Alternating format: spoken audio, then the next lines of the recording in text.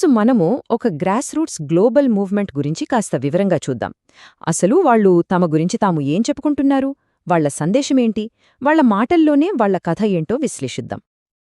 చూడండి, స్టార్టింగ్లోనే ఒక విషయం చాలా క్లియర్గా చెప్తున్నారు. మేం కార్పొరేట్ ప్రపంచానికి చెందినవాళ్లం కాదని.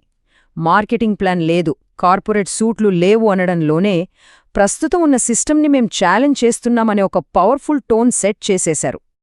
సరే, ఏ పెద్ద ఉద్యమానికైనా సరే ఒక ఆరిజిన్ స్టోరీ ఉంటుంది కదా, ఇది కూడా అంతే.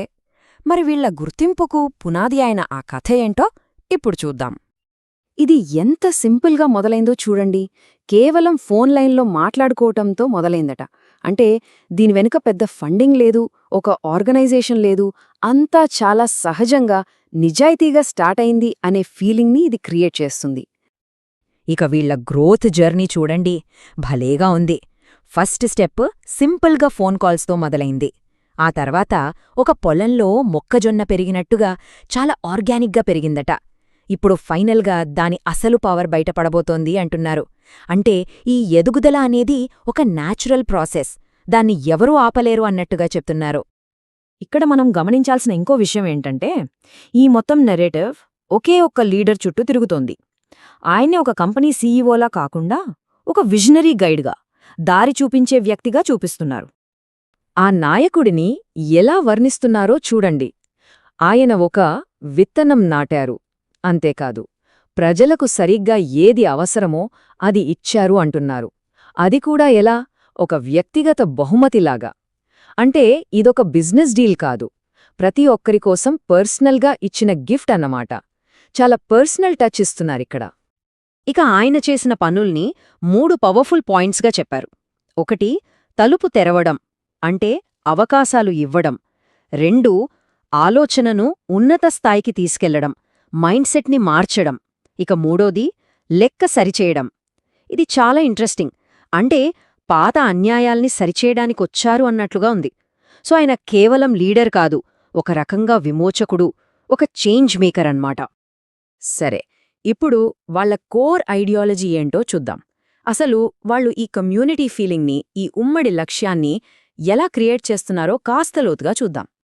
ఇక్కడే నెంబర్ చూడండి, 5 లక్షలు.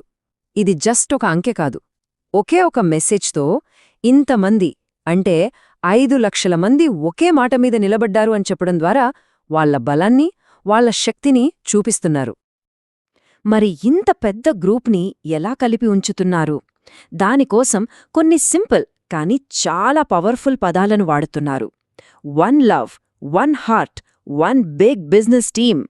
ఇవి ఊరికే చెప్పే మాటలు కావు, ఇవి ఒక మంత్రం లాంటివి, అందరినీ ఏకం చేసి విజయం వైపు నడిపించే స్లోగన్స్ అన్నమాట.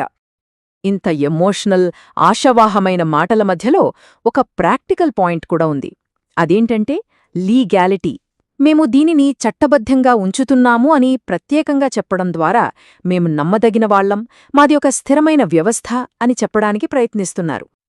సరే, ఇదంతా బావుంది. కానీ ఇంతకీ వీళ్ళిస్తున్న ఫైనల్ ప్రామిస్ ఏంటి? వాళ్లు చూపించే భవిష్యత్తు ఎలా ఉండబోతోంది? దాని గురించి చాలా అందమైన ఒక చిత్రాన్ని గీస్తున్నారు. ఇక్కడ ఈ కంపారిజన్ చూడండి, ఎంత పవర్ఫుల్గా ఉందో. ప్రస్తుతం ఉన్న దారినేమో ఒక కఠినమైన రహదారి అంటున్నారు, కాని భవిష్యత్తుని మాత్రం కలల వంతెన, లోతైన నీలి సముద్రం అంటున్నారు. ఈ తేడా చూడండి ఎంత అద్భుతంగా ఉందో. అంటే ఇప్పుడు కష్టపడితే రేపు అంత అద్భుతమైన భవిష్యత్తు మనకోసం ఎదురుచూస్తోందని చాలా బలంగా చెప్తున్నారు. ఇక ఈ మాట చూడండి, భవిష్యత్తును కేవలం గాజు కంటే ఎక్కువగా మార్చడం. ఇది చాలా యునీక్ మెటఫర్. గాజు ఎలా ఉంటుంది? చాలా పెళుసుగా, ఈజీగా పగిలిపోతుంది. కానీ వీళ్లు ఇస్తామంటున్న భవిష్యత్తు అలా కాదట. అంతకంటే చాలా దృఢమైనది, విలువైనది అని దీని అర్థం. జస్ట్ ఒక కల కాదు, అది ఒక సాలిడ్ రియాలిటీ అని చెప్పే ప్రయత్నం. సో ఫైనల్గా ఈ మొత్తం ప్రయాణం యొక్క గమ్యమేంటి?